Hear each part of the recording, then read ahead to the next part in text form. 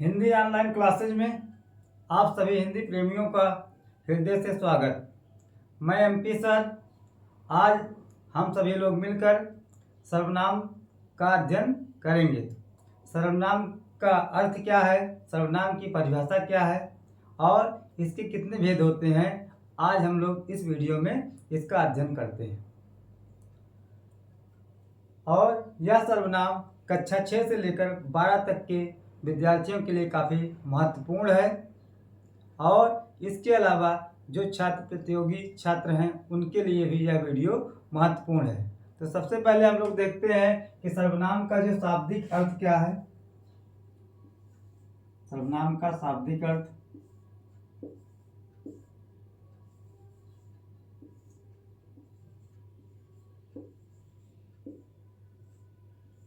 कहते हैं सभी का नाम।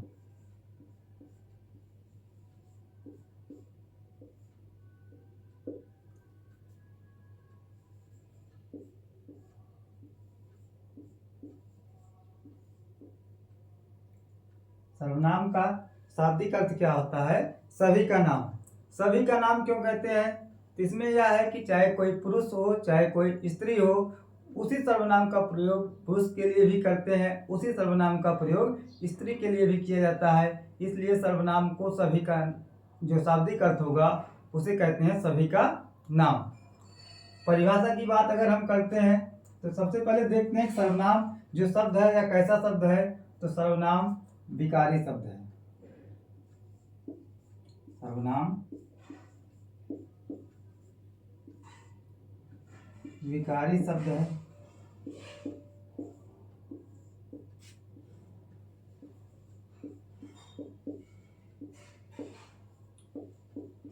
आपसे पूछा जाएगा कि ये सर्वनाम होता है या कैसा शब्द है, तो हमें बताना है सर्वनाम विकारी शब्द होता है। और विकारी शब्द उन शब्दों को कहते हैं जिनमें लिंग, वचन, पुरुष, कारक इत्यादि का प्रभाव पड़ता है। कहने का तात्पर्य हुआ कि यह जो शब्द होते हैं वह शब्द लिंग के अनुसार बदल जाते हैं, वचन के अनुसार बदलते हैं, पुरुष के अनुसार बदलते हैं।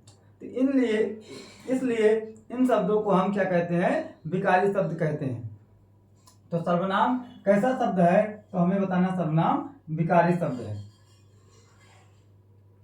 आगे हम इसकी परिभाषा की बात अगर करें कि सर्वनाम किसे कहते हैं,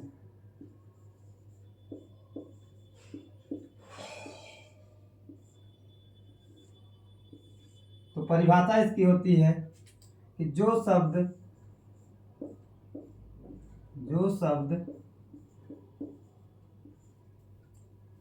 संज्ञा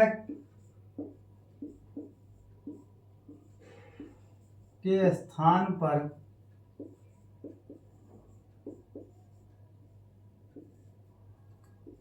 प्रयोग किए जाते हैं,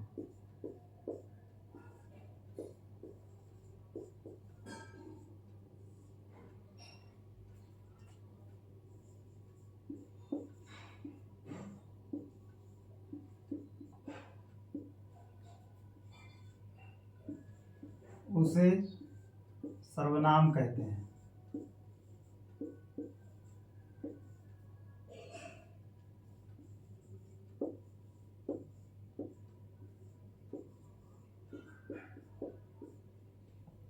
आपसे पूछा जाएगा कि संज्ञा के स्थान पर प्रयोग किए और जाने वाले शब्द को क्या कहते हैं, तो हमें बताना है उन्हें सर्वनाम कहते हैं। जैसे शब्द क्या क्या होते हैं, जैसे आपका वह, यह, मैं, तू, आप इत्यादि।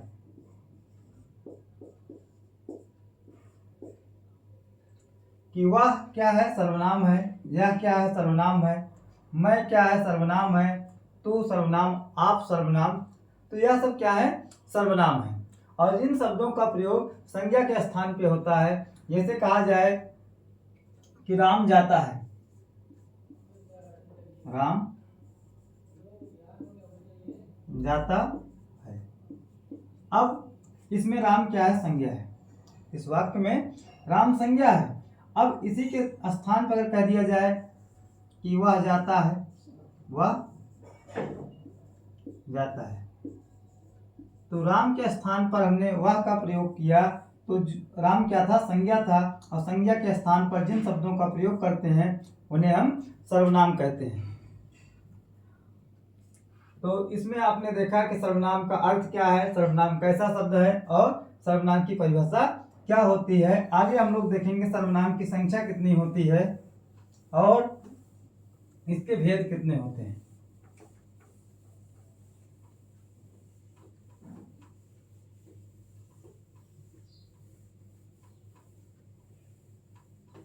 आपसे पूछा जाएगा सर्वनाम होते हैं, तो आपको बताना है कि सर्वनाम जो है वह 11 होते हैं।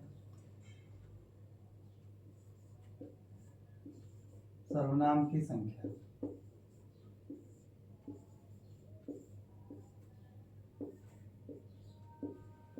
कभी कभी हम लोग नहीं समझ पाते हैं और वहाँ पर बताते हैं सर्वनाम की जो संख्या होती है उसको 6 बताते हैं, लेकिन आप इतना ध्यान हमको देना है कि जो सर्वनाम होते हैं वो 6 नहीं होते, सर्वनाम 11 होते हैं। और जो सर्वनाम का भेद पूछा जाएगा वहाँ हम सर्वनाम के 6 भेद बताएंगे।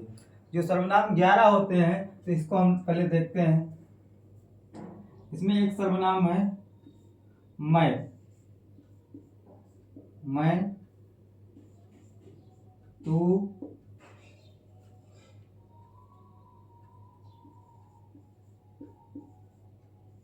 आप, मैं, तू, आप,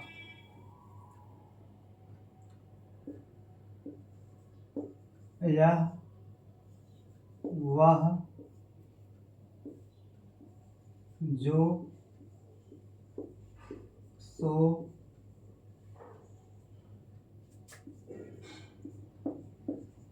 कोई,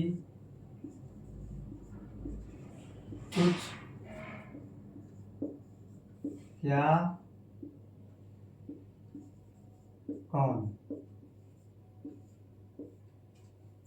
अब मैं, तू, आप, यह, वह, जो, सो, कोई, कुछ, कौन, क्या, इस प्रकार जो होता है सर्वनाम की संख्या 11 होती है। और जब भेद पूछा जाएगा तो आपको सर्वनाम के 6 भेद बताने हैं। अब जो मैं है, आपसे पूछा जाए मैं सर्वनाम एक वचन में है कि बहुवचन में है, तो आपको मैं सर्वनाम को बताना है। मैं सर्वनाम जो होता है या एक वचन में होता है, और इस सर्वनाम का जो बहुवचन होता है वह होता है हम जो है किस वचन में है या बहुवचन में है। और जब मैं पूछा जाएगा मैं क्या होता है, यह एक वचन में होता है। तू सर्वनाम जो है एक वचन में है, इसका बहुवचन क्या होता है? तुम होता है। यह सर्वनाम एक वचन में है, इसका बहुवचन क्या होगा? ए होगा। और वह सर्वनाम भी एक वचन में है, इसका जो है बहुवचन क्या होगा? वे होगा। तो ऐसे सर्वनाम कुछ हैं जिनका प्रयोग एक वचन में होता है, उसको बहुवचन में बनाया जाता है। तो मैं एक वचन में है, इसका बहुवचन हम होता है। तू एक वचन में है, इसका बहुवचन तुम होगा। यह एक वचन में, इसका बहुवचन वे होगा। वह है तो वह का बहुवचन वे होता है। आगे हम लोग देखेंगे जो सर्वनाम है इनके भेद कितने हैं। तो संख्या आपको बताना, सर्वनाम 11 होते हैं और सर्वनाम के जो भेद या प्रकार हैं वो 6 होते हैं।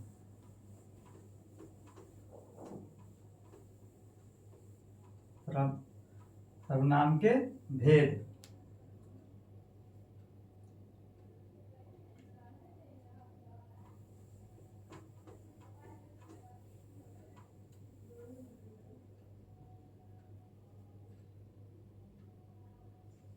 तो जो सर्वनाम है उसके कितने भेद होते हैं?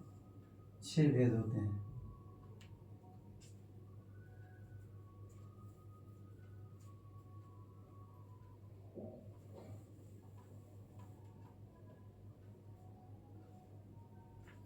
देखिए जो 6 भेद हैं उनके क्या क्या नाम है। तो एक है पहला पुरुषवाचक सर्वनाम। पुरुषवाचक एक सर्वनाम हो गया। पुरुषवाचक जो दूसरा सर्वनाम है, इसका नाम है निजवाचक।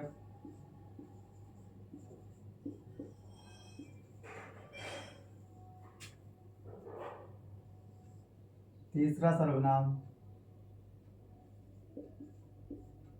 निश्चयवाचक। निश्चयवाचक जो चौथा सर्वनाम है, यह है अनिश्चयवाचक।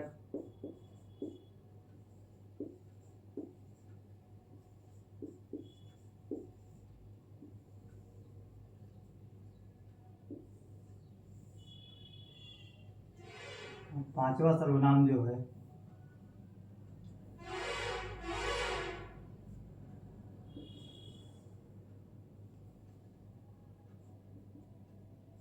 वह है प्रश्नवाचक।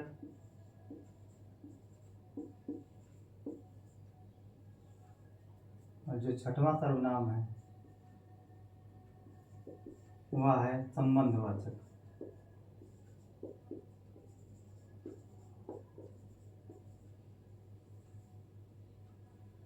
तो सर्वनाम के कितने भेद होते हैं? तो सर्वनाम के 6 भेद होता है, जिसमें आपका पुरुषवाचक, निजवाचक, निश्चयवाचक, अनिश्चयवाचक, प्रश्नवाचक और संबंधवाचक। यह सर्वनाम कितने हो गए? 6 हो गए। अब जो पुरुषवाचक सर्वनाम है, इसके 3 भेद होते हैं, जिसमें पहला भेद है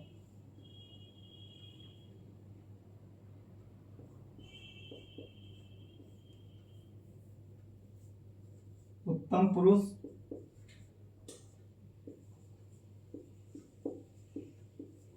दूसरा मध्यम पुरुष।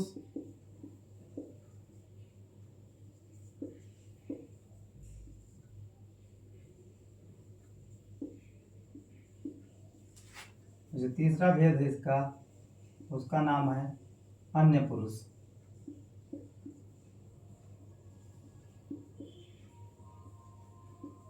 आपसे जब पूछा जाए कि पुरुषवाचक सर्वनाम का कितना भेद होता है, तो हमें बताना है 3 भेद होता है। सर्वनाम के कितने भेद होते हैं? तो 6 बताना है।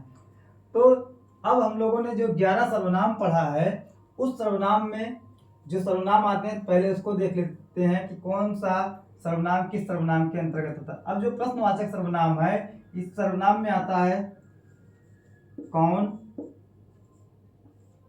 कौन और क्या। आपसे पूछा जाएगा क्या और कौन सर्वनाम किस सर्वनाम के भेद हैं, तो आपको बताना है प्रश्नवाचक। जो संबंधवाचक सर्वनाम है, इसमें आता है जो, सो, जो और सो, यह संबंधवाचक सर्वनाम है। अनिश्चयवाचक सर्वनाम में आता है कोई, कुछ। निश्चयवाचक में आता है यह और वह, यह और वह निश्चयवाचक में। अनिश्चयवाचक सर्वनाम हो गया है, जिसमें कोई और कुछ आता है। निजवाचक सर्वनाम में आप आता है, आप जो है निजवाचक सर्वनाम में आता है। अब जो पुरुषवाचक सर्वनाम है, इसके 3 भेद होते हैं, जिसमें उत्तम पुरुष, मध्यम पुरुष और अन्य पुरुष। तो उत्तम पुरुष का मतलब होता है वक्ता। वक्ता मतलब बोलने वाला। तो वक्ता या कहिए लेखक, यह जो है उत्तम पुरुष का सर्वनाम है। आपसे जब भी पूछा जाए वक्ता सर्वनाम किस सर्वनाम के अंतर्गत आएगा, तो वह सर्वनाम जो है उत्तम पुरुष होता है। और इस सर्वनाम में आता है मैं और हम। मैं और हम जो है यह उत्तम पुरुष का सर्वनाम है। मध्यम पुरुष मतलब होता है श्रोता, और श्रोता का मतलब होता है सुनने वाला। श्रोता या कहिए पाठक। तो इसमें जो आता है एक सर्वनाम है तू और एक सर्वनाम है तुम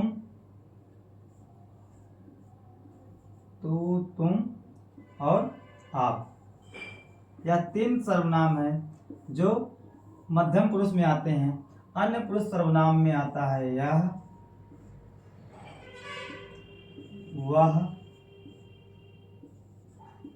ये, वे।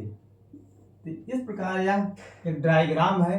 डायग्राम के माध्यम से हम लोग देखते हैं कि जो संबंधवाचक सर्वनाम में क्या आता है, तो आपको बताना है जो और सो संबंधवाचक सर्वनाम है। निजवाचक सर्वनाम में आप आता है, निश्चयवाचक में यह और वह आता है, प्रश्नवाचक में कौन और क्या आता है। उत्तम पुरुष का जो किस सर्वनाम का भेद है, तो आपको बताना है पुरुषवाचक सर्वनाम का भेद है। पुरुषवाचक सर्वनाम के कितने भेद होते हैं, आपको 3 बताना है। उत्तम पुरुष सर्वनाम में कौन सा सर्वनाम आता है, तो मैं और हम आता है। मध्यम पुरुष में तू, तुम, आप आता है, और अन्य पुरुष में यह, वह, ये और वे। तो इस प्रकार हम लोग देखते हैं कि जो सर्वनाम के भेद हैं, तो सर्वनाम में कौन कौन सा सर्वनाम आता है। आगे हम लोग देखेंगे कि पुरुषवाचक सर्वनाम किसे कहते हैं और निजवाचक सर्वनाम किसे कहा जाता है। इस पे हम लोग देखते हैं इसको। तो सबसे पहले जो सर्वनाम है उसको हम लोग देख लेते हैं।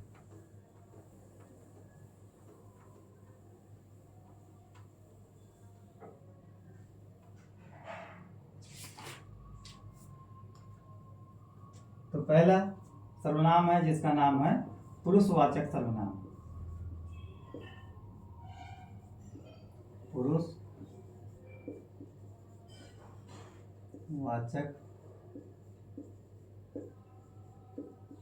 सर्वनाम। तो पुरुषवाचक सर्वनाम किसे कहते हैं, इसको हम लोग देखते हैं। तो आप बताएंगे पुरुषवाचक सर्वनाम, पुरुषवाचक सर्वनाम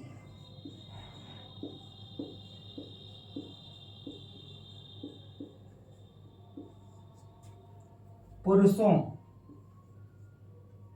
पुरुषवाचक सर्वनाम पुरुषों,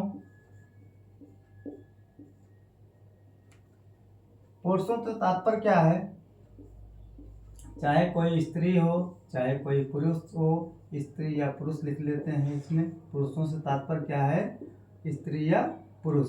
कि पुरुषवाचक सर्वनाम पुरुषों के नाम के बदले आते हैं, के नाम के बदले आते हैं।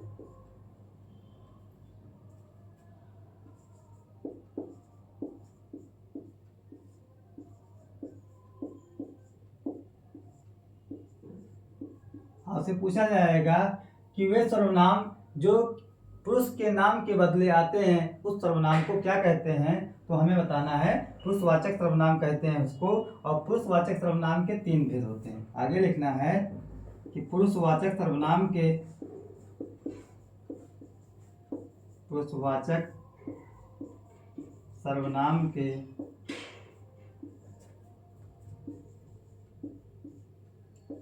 3 भेद होते हैं।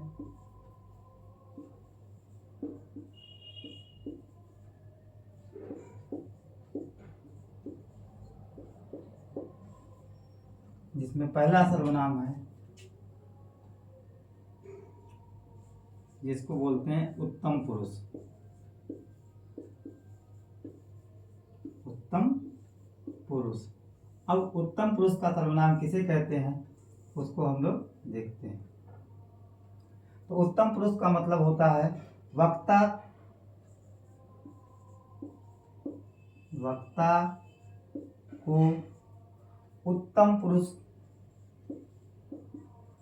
उत्तम पुरुष सर्वनाम कहते हैं। सर्वनाम कहते हैं।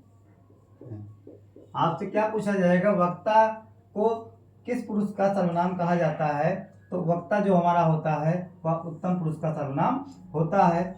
जैसे मैं, हम। मैं और हम कैसा सर्वनाम है, यह उत्तम पुरुष का सर्वनाम है।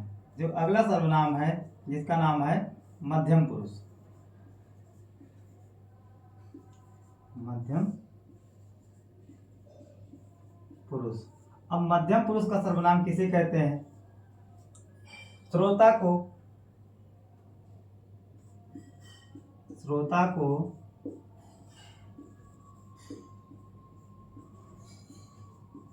मध्यम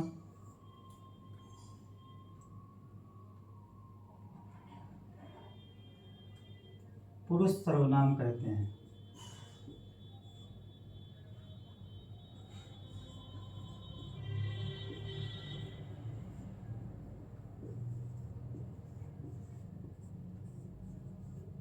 तो आपको केवल याद रखना है कि जो वक्ता होता है वह उत्तम पुरुष है और जो श्रोता है वह मध्यम पुरुष है। जैसे श्रोता में कौन आता है? तू और तुम, आप। तू, तुम, आप, यह सर्वनाम क्या है? मध्यम पुरुष का है। अब अगला जो इसका भेद है उसको देखते हैं,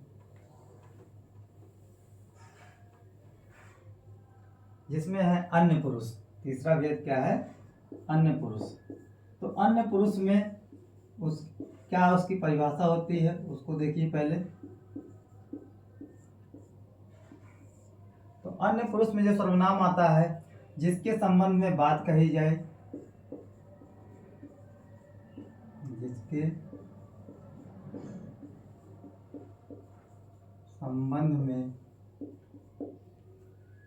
बात कही जाए,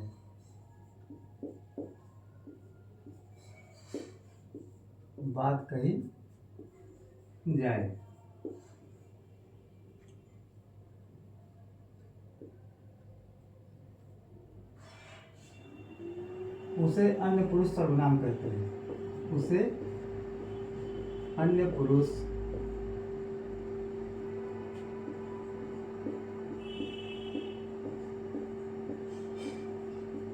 सर्वनाम कहते हैं।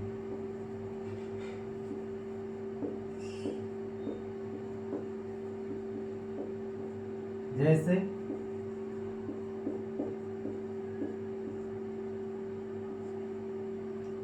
कहा गया यह वह, यह वह, वे। तो पुरुषवाचक सर्वनाम के तीन भेद: उत्तम पुरुष, मध्यम पुरुष और अन्य पुरुष। इसके बाद हम लोग देखते हैं जो दूसरा सर्वनाम है वह कौन सा सर्वनाम है, उसकी बात हम लोग करते हैं। यह सर्वनाम बहुत ही महत्वपूर्ण है। तो दूसरा सर्वनाम जो है उसको देखते हैं, निजवाचक सर्वनाम। दूसरा सर्वनाम क्या है? उसका नाम है निजवाचक सर्वनाम। तो निजवाचक सर्वनाम देखते हैं।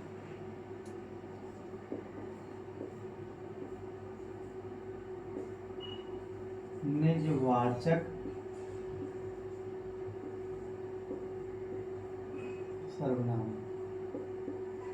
निजवाचक सर्वनाम किसे कहते हैं? तो पहले इसकी परिभाषा देखते हैं कि निजवाचक सर्वनाम, निजवाचक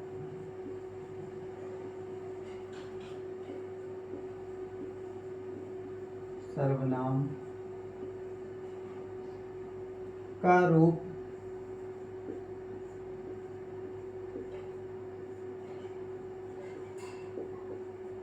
आप है। निजवाचक सर्वनाम का रूप आप है। यह कर्ता के विषय में, यह कर्ता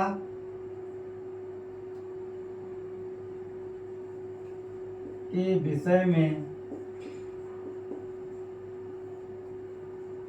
कुछ बताता है, कुछ बताता है,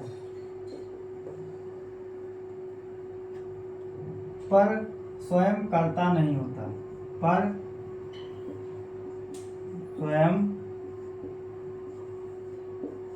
कर्ता नहीं होता।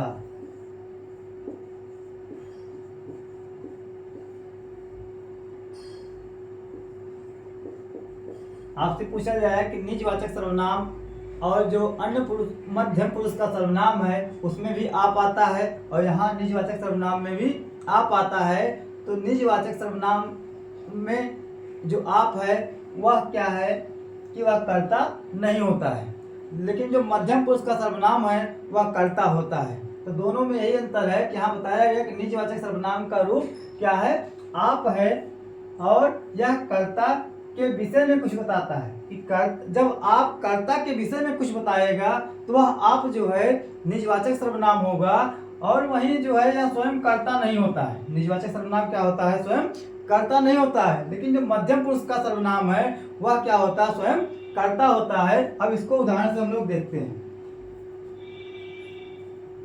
उदाहरण इसका देखिए,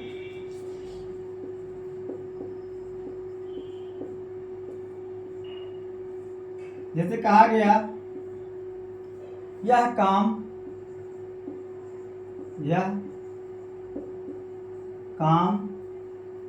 मैं आप कर लूंगा।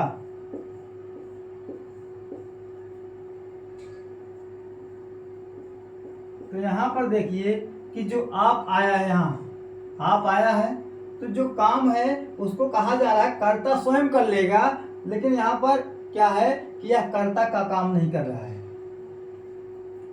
दूसरा उदाहरण, यह काम आप ही हो गया। यह काम आप ही हो गया। अब यहाँ पर जो आप आया है ये भी क्या है, कर्ता का बोधक नहीं है। तीसरा, वह आप आया था।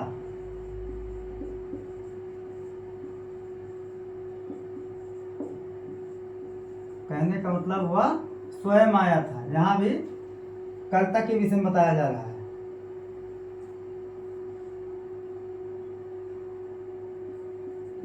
चौथा, आप भले तो जग भला। आप भले तो जग भला। आपसे कहा जाए आप भले तो जग भला में जो आप है यह किस सर्वनाम के अंतर्गत आता है, तो आपको बताना है यह निजवाचक सर्वनाम के अंतर्गत आता है। पुरुषवाचक सर्वनाम में होता तो वही आप कर्ता का काम करता। जैसे आपसे कहा जाए आप क्या कर रहे हैं, तो आपका मतलब वो कर्ता का काम कर रहा है, इसलिए वहाँ मध्यम पुरुष का सर्वनाम होगा। लेकिन यहाँ पर क्या है, आप कर्ता का बोधक नहीं है। दोनों सर्वनाम में यही अंतर है। जो मध्यम पुरुष का सर्वनाम होता है वह आदर सूचक होता है।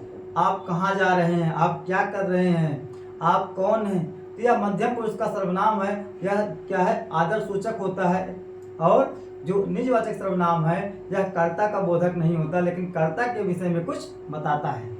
आगे हम लोग अगला सर्वनाम देखेंगे जो निश्चयवाचक सर्वनाम है, उसके बारे में देखते हैं।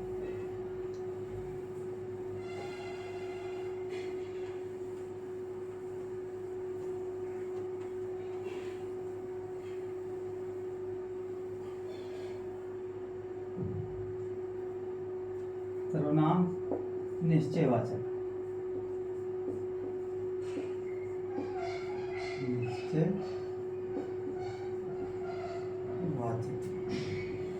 अब निश्चयवाचक सर्वनाम किसे कहते हैं उसको देखते हैं। निश्चयवाचक सर्वनाम से निश्चयवाचक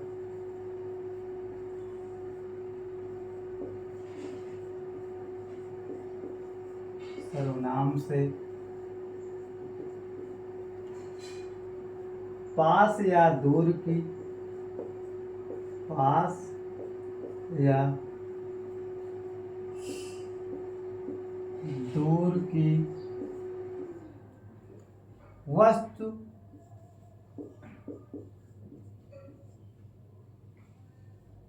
का बोध होता है। जो निश्चयवाचक सर्वनाम है, इसमें बताया क्या गया कि जो उससे क्या होता है, कोई वस्तु है वह हमसे कितनी दूर है या हमसे कितनी पास है। तो जहां पर पास या दूर की वस्तु के लिए किसी सर्वनाम का प्रयोग किया जाएगा, वह सर्वनाम क्या होगा, आपका निश्चयवाचक सर्वनाम होता है। और इस सर्वनाम में क्या आता है, जैसे तो इसमें आता है यह और वह। वह जो है अन्य पुरुष सर्वनाम में आता है, लेकिन वहां पर किसी व्यक्ति के लिए आता है, यहाँ पर कोई वस्तु के लिए आता है। इसी दोनों में यही अंतर है कि जब यह जो है किसी वस्तु के लिए प्रयोग किया जाएगा तो वहां पर यह जो है क्या होगा, निश्चयवाचक सर्वनाम होगा। और यही वह किसी व्यक्ति के लिए प्रयोग किया जाए तो वह जो है अन्य पुरुष का सर्वनाम होगा। उदाहरण देखिए इसमें,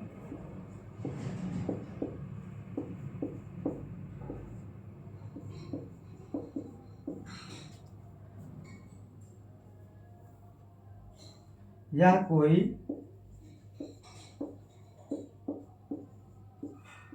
नया काम नहीं।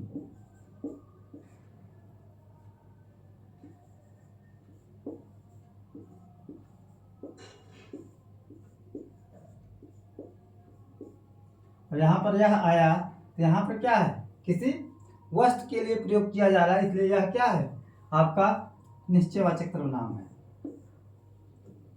यह सीमा का मकान है, यह सीमा का मकान है।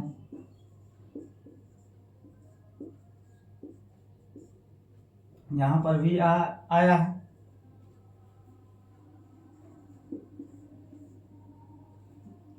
रोटी मत खाओ, रोटी मत खाओ क्योंकि वह जली है, क्योंकि वह जली है। यहाँ पर वह आया तो वह क्या है, आपका निश्चयवाचक सर्वनाम होगा।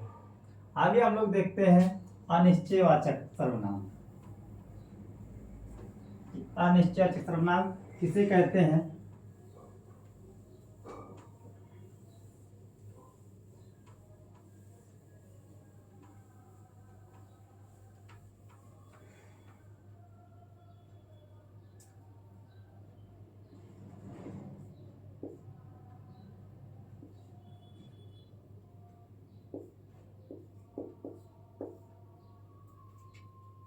तो जो सर्वनाम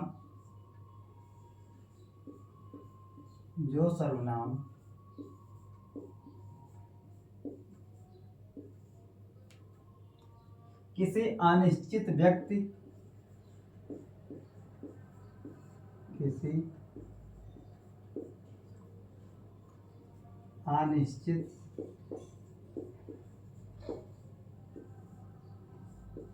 व्यक्ति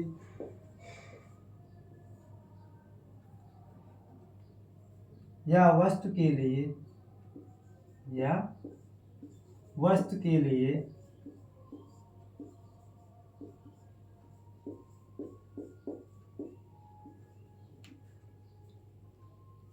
प्रयुक्त होते हैं।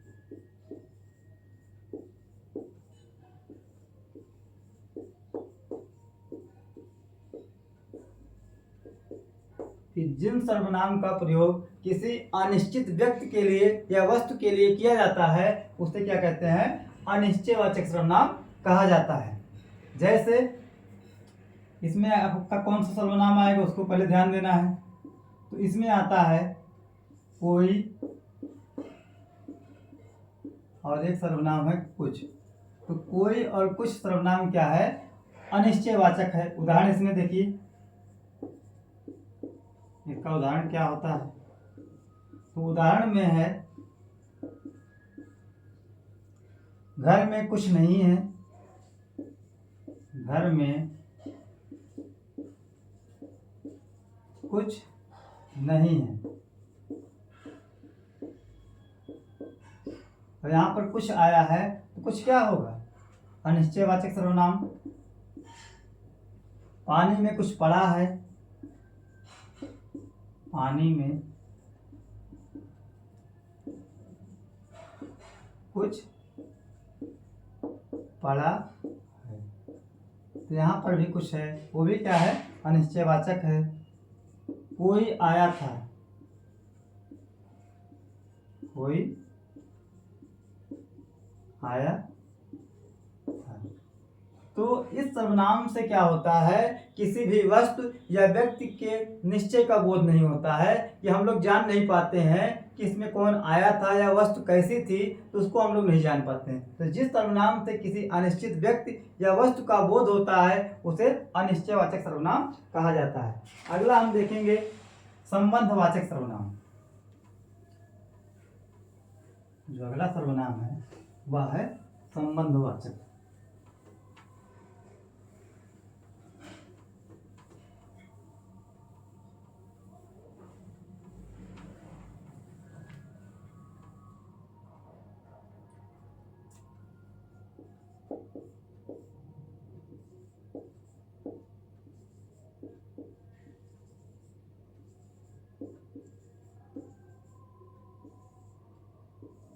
तो संबंधवाचक सर्वनाम क्या होता है, जहां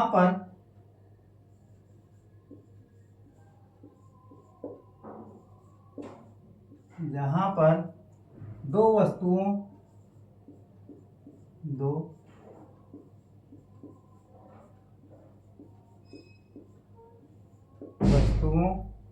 अथवा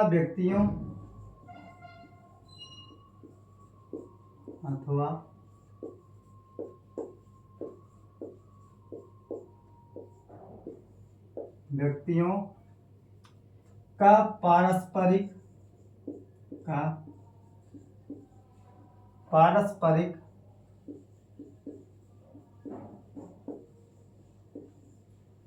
संबंध प्रकट हो,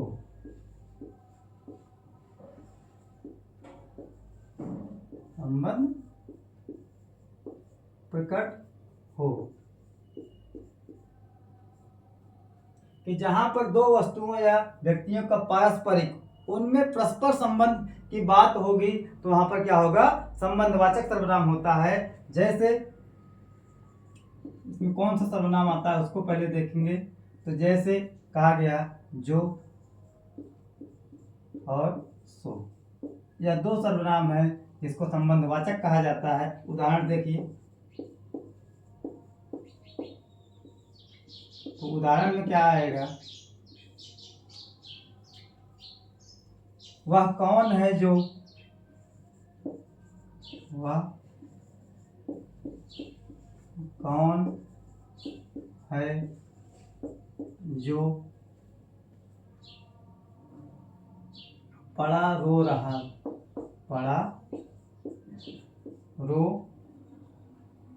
है।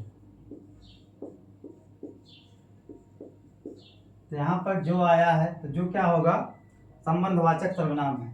दूसरा, जो कमाएगा वही खाएगा, जो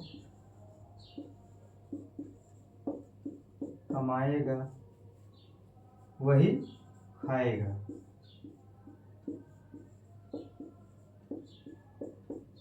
तो यहाँ पर क्या हुआ, जो आया है ये भी संबंधवाचक सर्वनाम है। वह जो ना करे सो थोड़ा,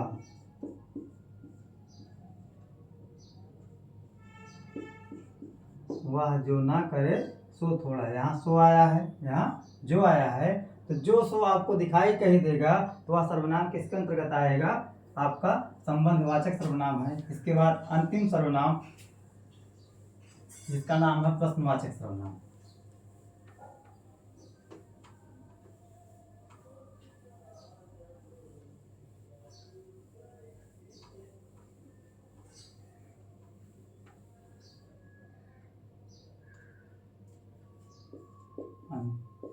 प्रश्नवाचक सर्वनाम, तो प्रश्नवाचक सर्वनाम किसे कहते हैं, कि प्रश्न करने के लिए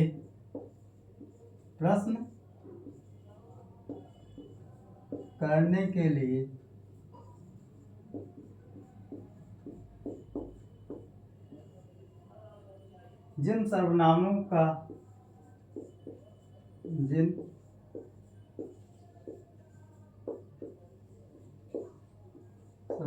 का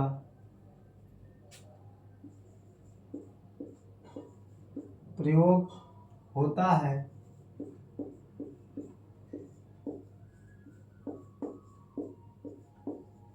प्रश्न करने के लिए जिन सर्वनामों का प्रयोग होता है उसे प्रश्नवाचक सर्वनाम कहते हैं। उसे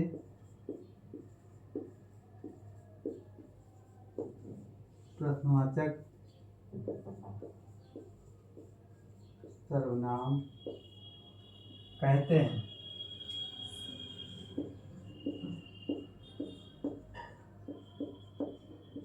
जैसे